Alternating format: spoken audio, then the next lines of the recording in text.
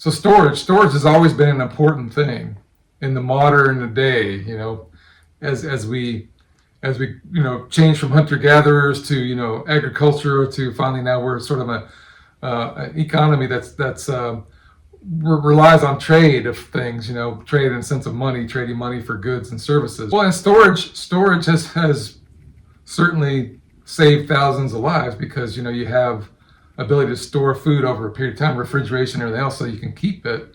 Therefore, more people have access to food, and so therefore, the masses, can have food.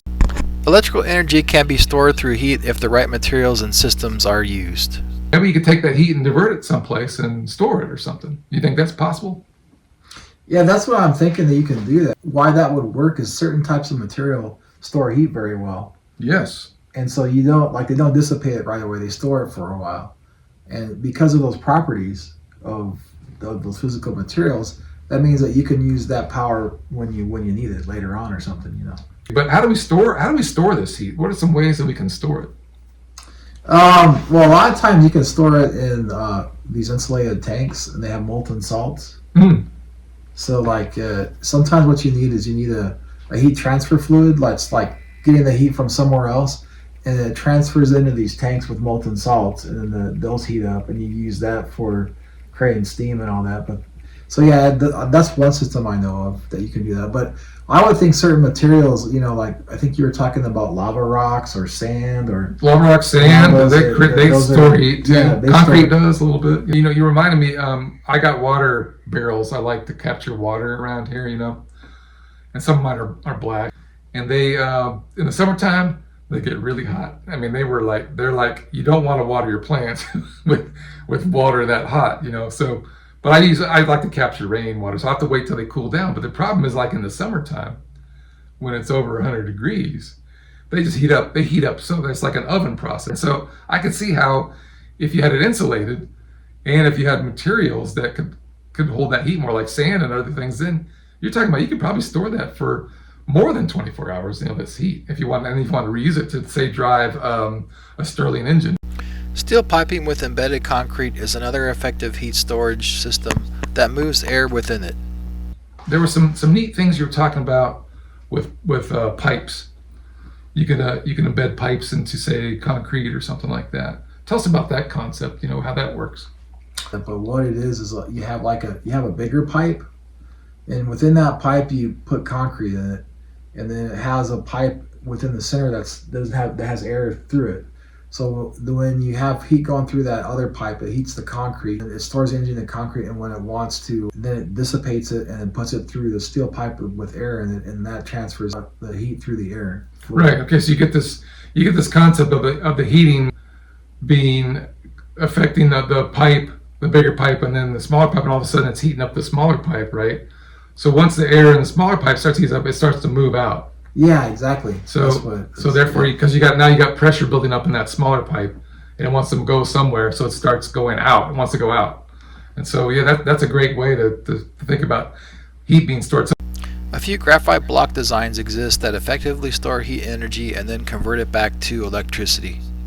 There's other ones that use graphite blocks, but graphite's like a really good material, good heat transfer material, and you can store into the heat. Yeah. They have some systems where it's like a graphite block, and they like circulate liquid metal tin into it, like electricity to heat up the liquid metal tin, and then it goes into the graphite block and heats that up. And then later on, it stores it for a while, and then as it releases the energy, it heats the metal tin back again. And so it's this reverse process. You heat it up, and then the heat goes back out when it's needed. So yeah. What's a graphite? You said graphite aluminum is a similar. Yeah, there's graphite aluminum. And I think both of these systems are done in Australia. Cool. They're pretty good at doing that there. And so they have like graphite aluminum blocks, and within it there is like alloy particles. But instead of using like a liquid metal tin, they just use an air fluid. Okay. So it heats it up, and the air fluid moves, kind of like that concrete pipe thing. It's a similar idea.